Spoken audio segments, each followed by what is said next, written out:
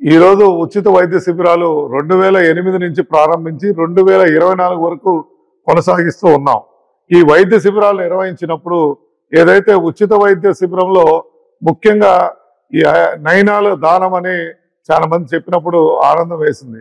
ఎందుకంటే ఉచిత వైద్య శిబిరంలో దాదాపు ఇప్పటి వరకు 25,000 పైచిలకు ఆపరేషన్ చేయటం చేశాము.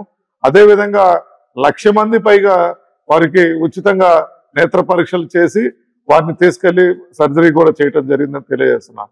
ఈ ఉచిత వైద్యంలో అర్థం ఏంటంటే కేవలం ఓట్ల కోసం చేసిన కార్యక్రమం కాదని మీకు తెలియజేస్తున్నా. ఇది ముసలివాళ్ళు, అవ్వాతాతలకి పెద్ద వయసు అయినప్పుడు ఈ శుక్లాల వల్ల కళ్ళు చూపు కనపడిపోకుండా వారు నిర్లక్ష్యానికి గురవుతున్న తరుణంలో ఏదో విధంగా వారికి వెలుగు నింపాలనే ఒక ఆశ.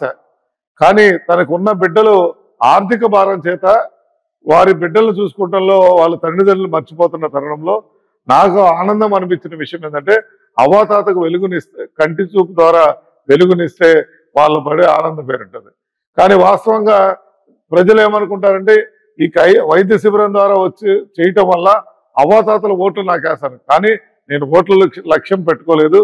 అది కేవలం ఒక పేదవాడికి సాయం చేస్తే భగవంతుడు మనం చేస్తాడనే సంకల్పంతో చేసిన కార్యక్రమం. ఎందుకంటే ఓటు అనేది తన బిడ్డలు ఎవరు చెప్తే వాళ్ళ ముసలితనంలో వారికే ఓటేస్తాను.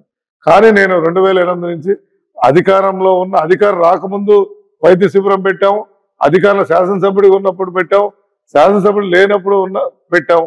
కాబట్టి పేద ప్రజలు సేవ చేయాలనే ఆ సంకల్పం. కాబట్టి తప్పకుండా అందరూ ఆశీర్వదించమని కోరుతున్నాం.